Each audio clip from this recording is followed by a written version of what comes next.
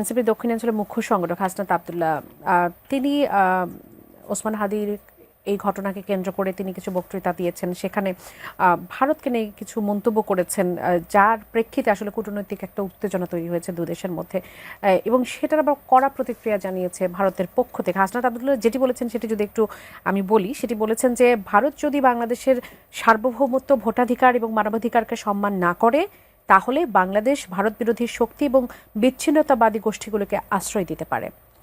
সেটি বলেছেন তিনি চিকেন নেকের প্রসঙ্গটি, সেভেন সিস্টারের সেই প্রসঙ্গ নিয়ে তিনি কথা বলেছেন। এবং আসামের মুখ্যমন্ত্রী হিমন্ত বিশ্ব শর্মা তিনি আবার সেটির উত্তর দিয়েছেন। তিনি বলেছেন যে বাংলাদেশের সঙ্গে ভারতের উত্তর পূর্বাঞ্চলকে একীভূত করা বা আলাদা করার ধারণা সম্পূর্ণ দায়িত্বজ্ঞানহীন এবং বিপজ্জনক। গত এক বছরে বারবার এমন বক্তব্য আসছে যে ভারতের উত্তর পূর্বাঞ্চলকে বিচ্ছিন্ন করে বাংলাদেশে যুক্ত করা উচিত। তিনি হুঁশিয়ারি দিয়ে বলেছেন যে ভারত একটি বড় দেশ, একটি পরমাণু শক্তিধর রাষ্ট্র, বিশ্বের চতুর্থ বৃহত্তম অর্থনীতি। বাংলাদেশ কিভাবে এমন কথা ভাবতে পারে? এ ধরনের শত্রুতামূলক আচরণ চলতে থাকলে ভারত চুপ থাকবে না, প্রয়োজনে শিক্ষা দিতে হতে পারে। অভিযোগ কি হুমকিতে পরিণত হয়ে যাচ্ছে?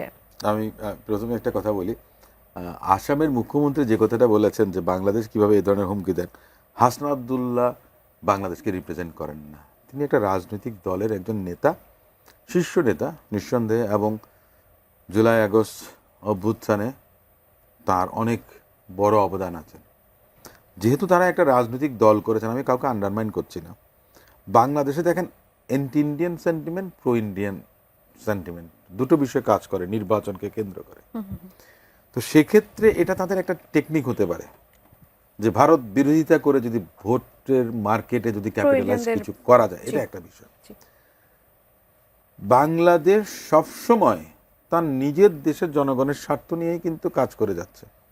এর আগে যখন আওয়ামী লীগ গভর্নমেন্ট ছিল, ফেসিস্ট ছিলেন যারা, তারা মনে করেন যে ট্রেডের বিষয়ে বলেন, করিডোর দেওয়ার বিষয়ে বলেন, আপনার লেভি ইম্পোজিশনের ক্ষেত্রে মনে করেন যে অনেক কমিয়ে দিয়েছে কিংবা অনেক ক্ষেত্রে নেয়নি, সেটা রাষ্ট্রের স্বার্থ বিকিয়ে দিয়ে করেছে। সেটা হচ্ছে যে ভারতের অনুকম্পাটা যেন তাদের পক্ষে সব সময় থাকে, সেটা এক ধরনের বিষয় ছিল।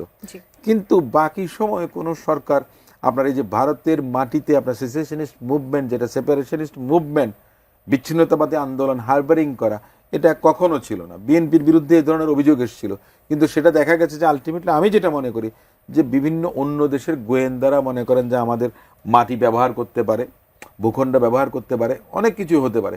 ভারতেরও আপনার ট্রেন লাইন তো আমাদের এই ভূখণ্ডের মধ্যে দিয়ে গেছে, কি গেছে আমরা কি জানি?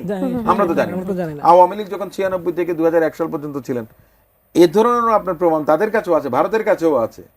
অস্ত্র মনে করেন যে ভারতে গেছে, কিন্তু তারপরও সক্ষতা অনেক বেশি ছিল, ভাসুরের নাম মুখে নিতে নাই, এ ধরনের একটা অবস্থা ছিল।